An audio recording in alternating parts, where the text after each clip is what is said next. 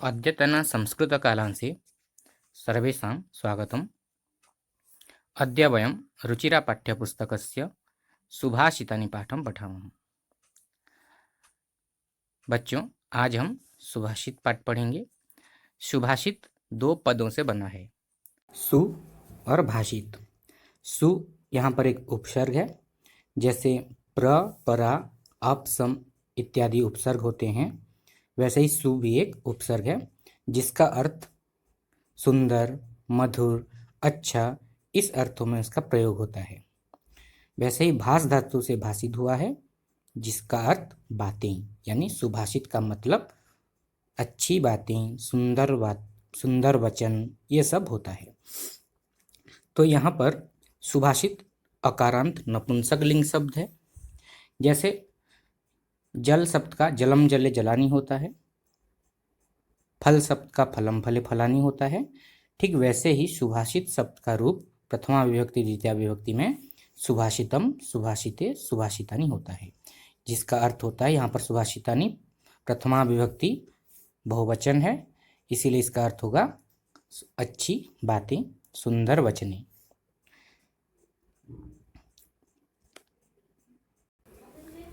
संस्कृत साहित्य में ऋषियों मुनियों द्वारा, ज्ञानी गुरुओं के द्वारा बहुत मानव जीवन के लिए बहुत सारी अच्छी बातें लिखी गई हैं, जिनको पढ़कर अध्ययन करके अपने जीवन में उसको सम्मिलित करके हमारा जीवन एक अच्छी दिशा की ओर जाता है। तो हमारे संस्कृत साहित्य में बहुत सारी किताबें हैं, ग्रंथ हैं। उनमें से आज जो हम सुभाषित पढ़ेंगे वो सूक्ति मंजरी, नीति शतकम, मनुस्मृति, शिशुपालवधम, पंचतंत्र इत्यादि ग्रंथों से लिया गया है। तो आइए अब हम इसको एक एक कर पढ़ते हैं और इनका अर्थ समझते हैं।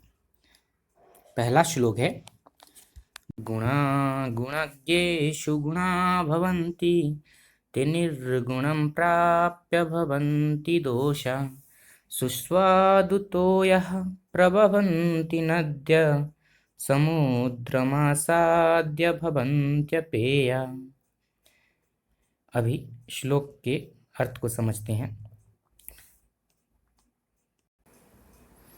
यहाँ पर जैसे कि गुणा शब्द है, गुणा यानी गुण, गुणज्ञेषु यानी गुणी लोगों में, गुणा यानी गुण, भवन्ति यानी यहाँ पर क्रिया है, होते हैं, ते का अर्थ तो हम जानते ही हैं, ते यानी वह, यानी सह तो ते यानी वह सब, निर्गुणम, निर्गुणम यहाँ पर जो निर्गुणम है इसका अर्थ है गुणहीन, प्राप्य यानी पाकर, भवन्ति यानी होते हैं, दोषा यानी दोष होते हैं, सुस्वादु तोयः, यहाँ पर दो शब्द हैं, सुस्वादु और तोयः।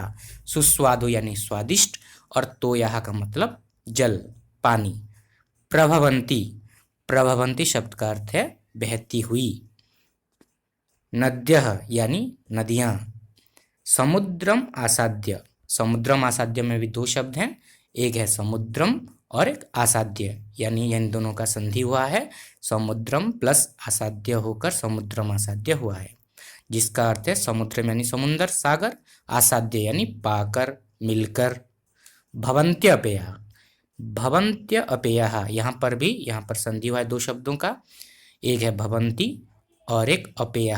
भवन्ति यानी होते हैं, अपेय यानी पीने के अयोग्य, यानी जो पीने लायक नहीं होता।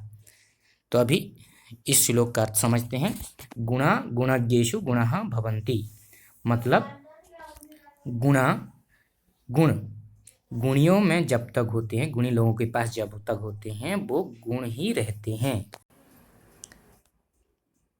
ते निर्गुणम प्राप्य भवन्ति दोषः, ते यानी वह सब, यहाँ पर वह सब का मतलब जो गुणों को ही कहा गया है। जब गुण निर्गुणम प्राप्य, निर्गुण को पाते हैं, गुणहीन लोगों को पाते हैं, तो वे क्या बन जाते हैं, भवन्ति दोषाः, वे दोष बन जाते हैं। यानी गुण जब तक गुणियों के पास होते हैं वो गुण ही रहते हैं, लेकिन वही गुण जब निर्गुण गुणहीन के पास पहुँचते हैं, उससे मिलते हैं, तो वहाँ पर वो दोष बन जाते हैं। यहाँ पर एक सुंदर उदाहरण दिया गया है इसको प्रमाण करने के लिए। यथा सुस्वादु तोयः, सुस्वादु तोयः मतलब सुस्वादु यानी मीठा पानी, स्वादिष्ट पानी। प्रभवन्ति नद्य, प्रभवन्ति यानी बहती हैं, नद्यः यानी मीठा पानी कहाँ बहती है? नदियों में। मीठा पानी, स्वादिष्ट पानी नदियों में बहती हैं। लेकिन समुद्रमासाद्य, जैसे ही वो समुद्र के साथ मिल जाते हैं, समुद्रम यानी समुद्र को आसाद्य मिलते ही, पाते ही, भवन्त्य अपेयः, भवन्ति यानी होते हैं, अपेय यानी पीने के अयोग्य, पीने के जो लायक नहीं होते। तो यहाँ पर कवि ये कहना चाहते हैं कि गुण जब तक गुणियों के साथ रहते हैं वो गुण ही रहते हैं, लेकिन वही गुण जब निर्गुण को पा जाते हैं, उससे मिलते हैं, वही गुण वो दोष हो जाते हैं। जैसे यहाँ पर उदाहरण के माध्यम से बताया जा रहा है, नदी का पानी स्वादिष्ट होता है, जब तक वो नदी में बहती रहती है वो मीठी होती है, स्वादिष्ट होती है। लेकिन वही मीठा पानी, स्वादिष्ट पानी जब समुद्र के साथ मिल जाती है, समुद्र का स्वभाव कैसा है? खारा है, यानी यहाँ पर वो उसका दोष है, वो निर्गुण है। तो समुद्र के साथ मिलते ही वो अपेया हो जाती है, पीने के योग्य नहीं होती।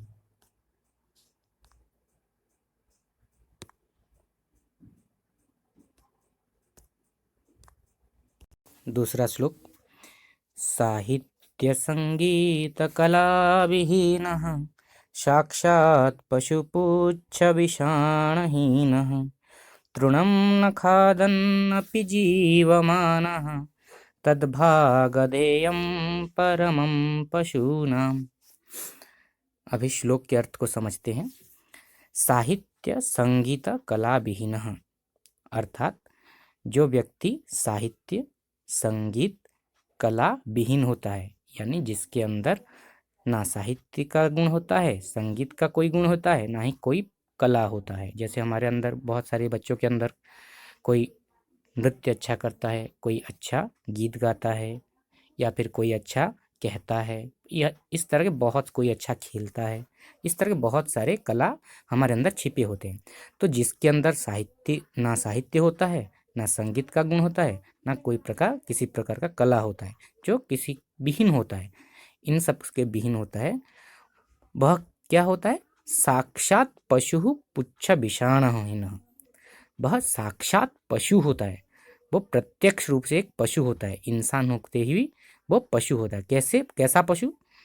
पुच्छ विषाणहीन, पुच्छ यानी पूंछ, विषाणहीन यानी बिना सींग वाले। जैसे पशुओं के पूंछ होते हैं, सींग होते हैं, विषाण यानी सींग, तो वो बिना पूंछों, बिना सींगों वाला एक पशु होता है।